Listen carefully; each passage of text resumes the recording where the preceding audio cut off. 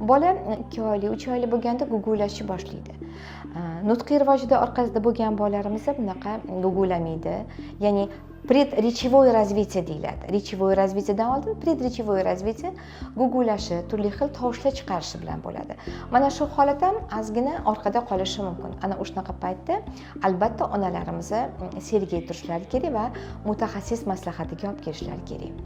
Ko'p holatda bola deyarli qilayotgan ishlari xuddi aqli o'zini yoshiga mos bo'lgandek bo'ladi-yu, lekin gapirmasligi mumkin.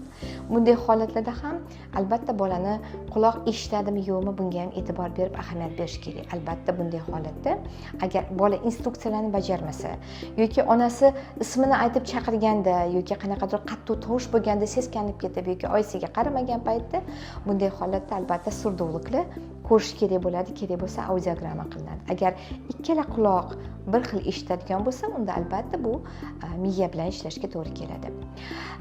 Ko'p bolajonlarimiz masalan 1 yoshga yaqin vaqtda 1 yoshga kelgan paytda bir nechta so'zni aytishadi.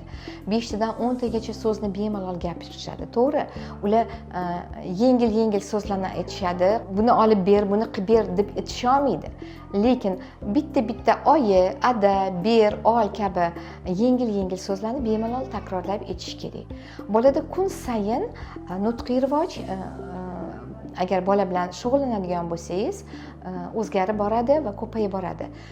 So'zni nima deydi, resursi, zapasi ko'payib boradi.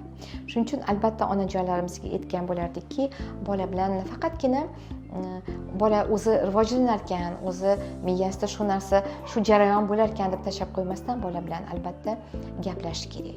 Gaplashayotganda ham bolaga turli xil erkalanadigan so'zlarni gapirish kerak emas.